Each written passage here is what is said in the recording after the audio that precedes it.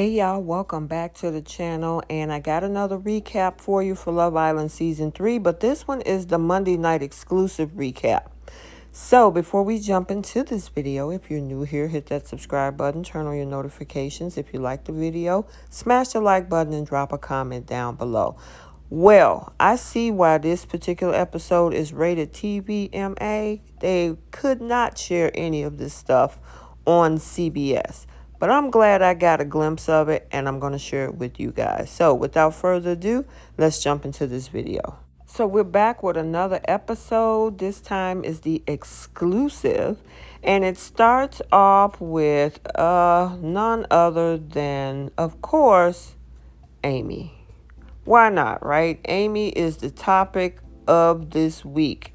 And it was a crazy episode because she's got a shift in her feelings when it comes to Jeremy. Now, Jeremy is having a conversation with Florita, and of course, Corey is still sobbing, poor thing.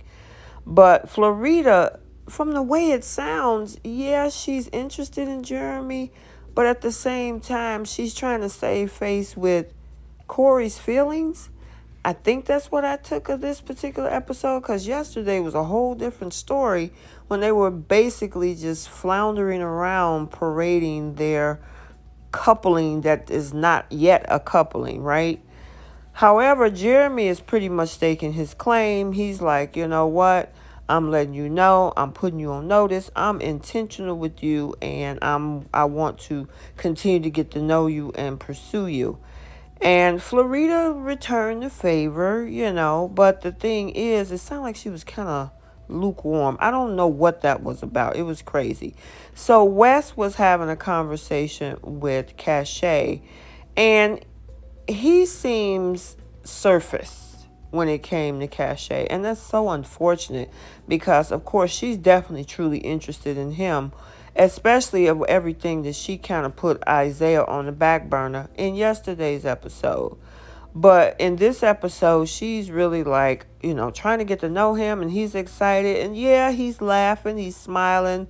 He finds her interesting, and, they're having a good time. But I feel nothing but surface with him because, again, Aimee is in the background somewhere of his mind, I should say. So, she was pretty much trying to, make sure she established that connection, but it just, I don't know. I don't know about Wes. So now we have this conversation with Aimee, and Isaiah is making his intentions known because after everything that happened with him and Cash yesterday, he's basically telling her, you know what, I'm ready to pursue you. I have an interest in you. But surprisingly, Aimee's not interested. Now that this dude has focused his attention on her, she's like, nope, I'm not going to be second choice. You should have picked me in the beginning. Sorry. And I know he was looking crazy because, it's a mess. At first, she don't want Jeremy. Now she does. She says she wants to refocus her attention on Jeremy. She said when she was on those dates with Wes and Slade, all she can think about is Jeremy. I'm like, you got to be kidding me. Jeremy the liar. Jeremy that said that you were just friends, but then lied and say he didn't. Yeah, that whole thing is absolutely ridiculous. And in the meantime, because Florita is trying to connect with Jeremy, poor Corey is having a conversation with Josh. And, he's pretty much like, well, what am I going to do? Florita's pretty much in the wind. I don't know at this point. And Josh is trying to be consoling and give the best advice that he can. But it seems like it's just not working. At this point, Corey probably either just needs to sit back and wait and see if somebody else comes into the villa, or, he might be on the chopping block on tomorrow's recoupling. So then we have Olivia having a conversation with Aimee because she's still sulking about the fact that she has lost her connection with Jeremy. And I'm like, girl, please. And Olivia, is like, what are you doing? I thought you was on with Isaiah. And she was like, no, he should have chose me first, but no, he chose Cashay instead. So I don't want to be a second choice, so I'm no longer interested. Okay, but she cried boo-hoo tears along with this whole back and forth and this challenge with Cashay over Isaiah. And now that she could have had him, she no longer wants him. And of course, the look on Olivia's face was just as confused as probably everybody else in the audience, because it's like, I don't understand what Florida and Aimee, unless there's some stuff we're not seeing, has this so-called interest in Jeremy. It just doesn't make sense, especially with the lying he's been doing. I call him Lying Jeremy in our last episode. But, I mean, she is flustered over the fact that she thinks she done messed up this whole thing. And they both was mad at each other for not having a connection, but mad at each other for dating somebody else. It was just a mess in episode 9. So, I don't know what's going on with Aimee. I think Aimee is the type of girl who just wants to be with somebody that don't want her. And then the moment that she got him, then she kicks him to the curb. She could have had Isaiah kick him to the curb. At one point, she had Jeremy. Didn't work out. Now that Florida has pretty much got her claws sunken into Jeremy, now she don't want him. So then there's this interesting conversation between Isaiah and Cashay, where Isaiah tells Cashay that he was forcing his affection with her. And she was like, wait a minute. You mean to tell me you were forcing it? And, I've been reading you guys' comments, because remember I said yesterday I think she had kind of maybe shouldn't have went off the whole thing with Wes and should have stuck it out with Isaiah. Okay, guys, I'm going to give you your points for that, because a lot of you guys said no to Isaiah and that it seemed fake and something was off and it wasn't right. And you guys were absolutely correct. So he admitted to Cashay in this episode that he was forcing it, and that at this point they're pretty much going to be in the friend zone with each other. Now, she's definitely not happy about that. I mean, she wasn't happy about what he said yesterday about the whole thing about, well, if you're going to pursue Wes, I'm going to pursue Aimee. I'm going to back off of you. But they hugged it out, and that's where we are with these two. So as it stands, Cash and Isaiah are no more, and that they're basically in the friend zone. So now we have a text that came in where the Islanders had to choose somebody to go into the Hideaway. And the couple that they chose, and I couldn't believe it, was Shannon and Josh. Now, I originally thought they was going to send Kira and Will to the Hideaway, but nope, they sent Josh and Shannon. So I was like, okay, we'll see. Because, they started off kind of rough, but I guess they, then got back on the right track because they seem to be pretty happy with each other. Only thing with Shannon is that she's just been in everybody else's business spilling the beans. But they made it over to the Hideaway. That place was absolutely gorgeous. It looked like one of these little suites that you can rent out. But they were excited about it, and I know Shannon definitely was. Josh was like, okay, whatever you say, let's go. But it was their turn. And so I will say, being that this was the exclusive, we got a lot more than what we see on CBS. Because, they started out with a little small talk, and I can't show all of the pictures because I don't want YouTube to come after me, because I want to provide you guys content. But, it was a pretty hot scene between these two. Like I say, they started out with a little small talk and everything, but when it got going, it got going. And to the point where, Shannon was ready. She had her lingerie. She was definitely in position. But when he got into position where it was, I would say, time to perform, they actually had the vocals in that room, and she was talking about how fulfilling and how big he was.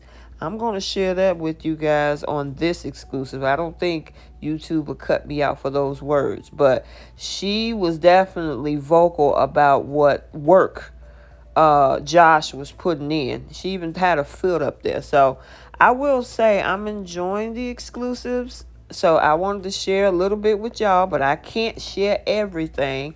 And they didn't go just wild crazy and just show everything. But it is rated TVMA, so that should tell you enough. But I mean, yeah, they were all good. And Shannon was definitely walking out of there the next morning with a smile on her face. The crazy thing, though, is that these two, as lovey-dovey that they were, they decided that they weren't going to kiss and tell. And she specifically told him not to tell the guys. And he was like, okay, if you don't say anything, I won't say anything. You know how long that lasted, right? I mean, seriously. So before we get to that, we also see that Olivia decided to have a sit-down conversation with Giovanni. Olivia actually says that she's not that much into Slade and that she really wants to move forward and continue to push this whole thing with Giovanni. Because Giovanni has been really sweet with her. So I know he was happy about that. It put a big smile on his face. My question is she being 100%? Because there's a conversation coming up later.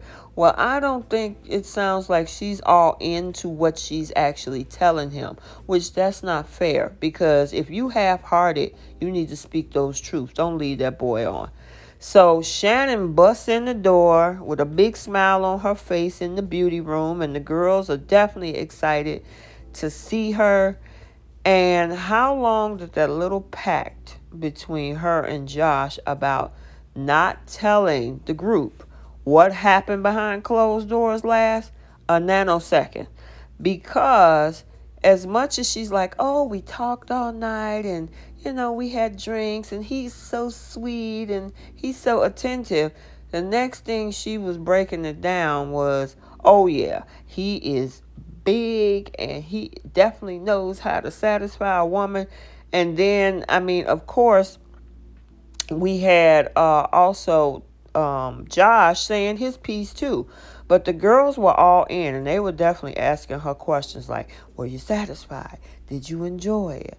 Was it great? And she was definitely pleased. And it's the same thing. I mean, Cinco asked him, hey, how did it go? And he had a particular phrase. I can't remember what it was. But, he said, was it baked? And Josh said, oh, yeah, it was crispy. And whatever that means, y'all let me know down in the comments. But that whole pact about them not telling the business about what happened in the Hideaway lasted not even 5 seconds because they were spilling the beans. The question is, when it all gets back to them that they told on each other, are they going to get mad now? Who knows with these two? But so far, they're going pretty good. But yeah, Shannon is definitely feeling Josh right now. So it's interesting to see where these two are going to go. I mean, so far, so good. We'll see. But yeah, her telling the business, I'm wondering how he going to feel some kind of way about that. And vice versa. Let me know what you guys think. I don't know if some of you did see the exclusive tonight, but yeah, it was pretty interesting.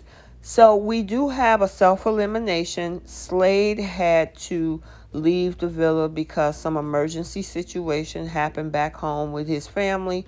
He had only been there one day, and obviously, it had nothing to do about him not having a lot of connections, but that family emergency. So we lost Slade in this episode, and they were sad to see him go. He had only been there a day, but I know Giovanni, that kind of leaves some room for him to focus on Olivia because of course he said he was, but I hope everything went worked out and went well with his family. So now we back on to Aimee again. And so she's sitting over there still brooding about Jeremy. And of course, Isaiah is like, I can't believe this girl just ditched me.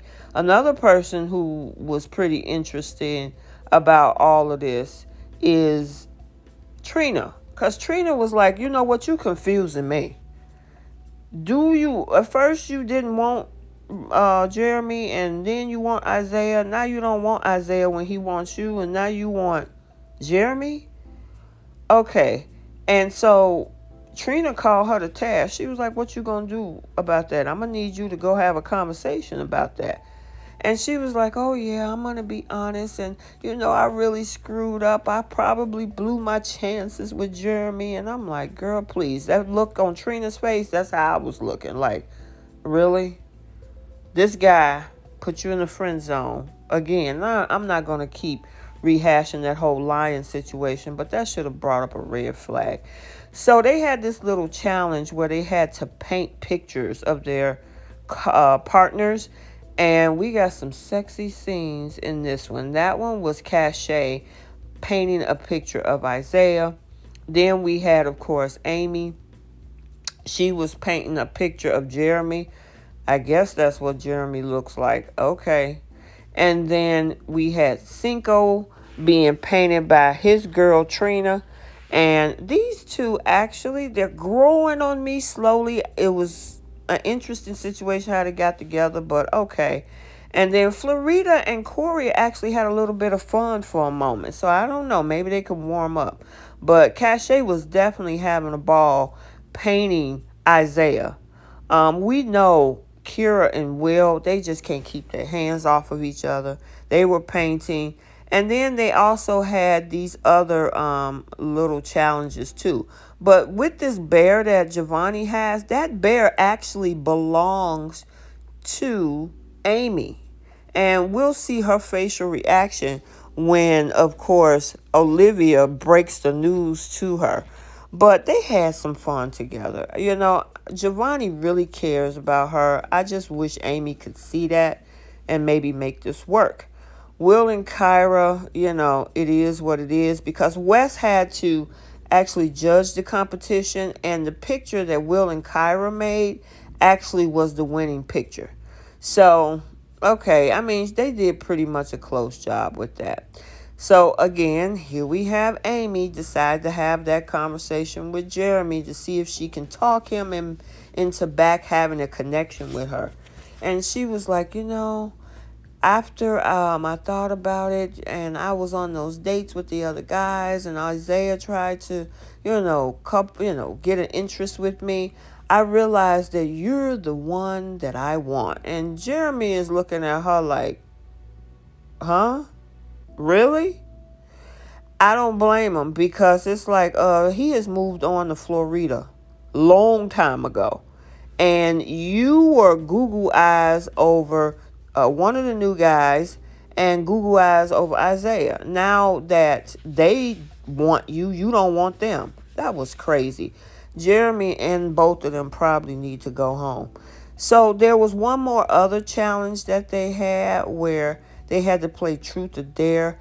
This one got kind of risque because some of them had to perform the actual positions or their favorite sex positions.